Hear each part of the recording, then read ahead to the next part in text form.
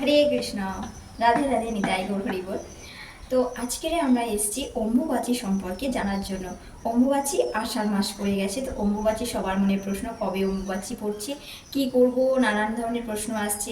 এই অম্বুবাচীতে কি আমরা ভগবানের সেবা করতে পারবো, নাকি সেবা করা যাবে না, পূজা করা যাবে না, তো আমরা কিভাবে কি করব এই অম্বুবাচী দিনে, সেই সম্পর্কে আজকে আমরা জেনে নেব এই ভিডিও থেকে। তো আসুন আগে জেনে নিই অম্বুবাচী কবে পড়ছে, কটা থেকে কটা পর্যন্ত, কতদিন আমরা এই অম্বুবাচী থাকবে সেটা সম্পর্কে জানবো। অম্বুবাচী কি আগে জেনে নিই। অম্বুবাচী হলো এটা একটা নির্দিষ্ট সময়ের ঋতুচক্র। মা ধরিত্রী দেবী এই নির্দিষ্ট সময়ে প্রতি বছর আষাঢ় মাসে এই কৃষ্ণপক্ষের এই দিন থেকে তিনি ঋতুবতী হয়ে থাকেন। সেটা আমি পড়ছে 2025-এর 22শে জুন রবিবার 2:58 দুপুরবেলা থেকে শুরু হচ্ছে। এই অম্বুবাচী থাকবে বলা হয় 3.5 দিন।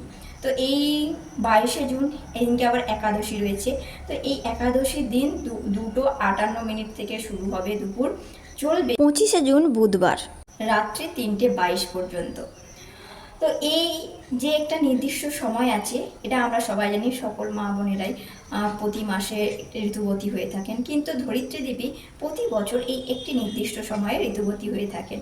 তো সেটাকেই আমরা বলি অম্বুবাচী। তো এখানে অনেকের মনে প্রশ্ন হচ্ছে, অনেকে অনেক রকমের কথা বলছে, এই অম্বুবাচীতে পূজা করা যাবে না, কোনো কিছু করা যাবে না, মেয়েদেরকে কোনো কিছু করা যাবে না, না ঠাকুর ঘরে, না ঠাকুরের সেবা, কোনো কিছু এমন পূজা অর্চন কিচ্ছু করা যাবে না। তো এই ঋতুবতী সাধারণত যারা শক্তি দেবীর আরাধনা করেন বা শক্তির পূজা করেন, সেই সমস্ত মন্দিরে, সেই সমস্ত দেবী মন্দিরে পর্দা বন্ধ দেওয়া থাকবে। ভগবানের পর্দা কখনো বন্ধ থাকবে না। ভগবানের যেমন নিত্য সেবা হয় সেইভাবে নিত্য সেবা চলতে থাকবে।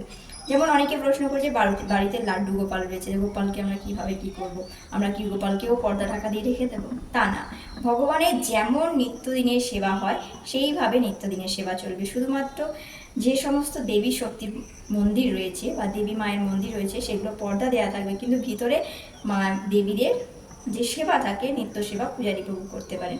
বাইরে সবার সামনে সেটা হয় না, পর্দা দেওয়া থাকে। কিন্তু আমরা এখানে ভগবানের যেমন আরাধনা করা হয়, যে যে টাইমে ভোগ লাগানো হয়, যে যে টাইমে আপনারা পাঠ কীর্তন, নাম সংকীর্তন বা হরিনামের মালা যেমনভাবে করেন, নিত্যদিনের সেবা নিত্যদিন চলতে থাকবে। তো অনেকের মনে তো প্রশ্ন থাকে যে একাদশী পড়েছে সেদিনকে, তাহলে কি আমরা কেউ একাদশী করবো না?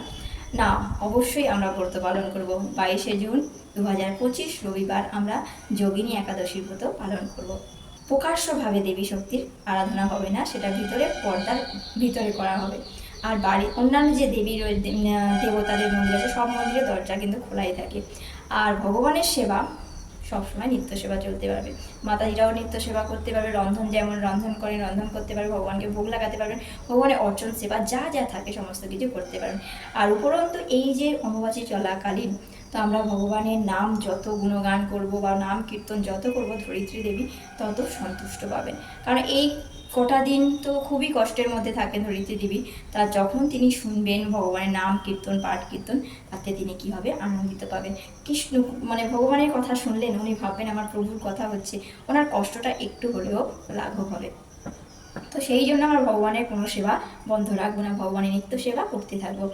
আর বিশেষ যেগুলো আমাদেরকে মাথায় রাখতে হবে, যেহেতু ধরিত্রী দেবী এই নির্দিষ্ট সময়ের জন্য ঋতুবতী হন বলে আমরা মাটি কর্ষণ, কৃষকরা কী করতে পারে যে এই সময় কৃষিকাজ বন্ধ রাখতে পারেন। তারপরে মাটি খোঁড়া, কোনো কারণ তাদের বিল্ডিং হচ্ছে বা কোনো কারণবশত মাটি খুঁড়তে হচ্ছে, সেই সমস্ত কিছু বন্ধ রাখতে হবে। আমরা খুব জোরে জোরে মাটির উপর দিয়ে পা ফেলে ফেলে যাবো না, যাতে ধরিত্রীর কষ্ট হবে। কারণ এই সময় তিনি একে অসুস্থ রয়েছেন, তার উপরে আরও অসুস্থ হয়ে যাবেন। তো কষ্ট যাতে কম হয় সেইভাবে আমরা পা আস্তে আস্তে ফেলবো, কর্ষণ করবো না, গাছপালা কাটবো না, যাতে ধরিত্রী দেবীর উপরে পড়ে খুব জোরে শব্দ হয় বা ওনার খুব আঘাত লাগে, সেই সব দিয়ে আমরা একটু ধারণা আমরা একটু খেয়াল রাখবো। তো আর এইভাবে যদি আমরা ভগবানের সেবার মধ্যে যুক্ত থাকি, ধরিত্রী অবশ্যই খুশি হবেন। তো আসছি আমরা যোগিনী একাদশীর ব্রত মাহাত্ম্য নিয়ে। আপনারা সকলে ভালো থাকুন, সুস্থ থাকুন। আর যাদের মনে এরকম প্রশ্ন এসেছিল যে অম্বুবাচীতে কোনো সেবা করা যাবে না, ভগবানের পূজাই করা যাবে না, তো আশা করি তাদের প্রশ্নের উত্তরটা আপনারা পেয়েছেন। রাধে রাধে, নিতাই গৌর প্রেমানন্দ, হরি বল।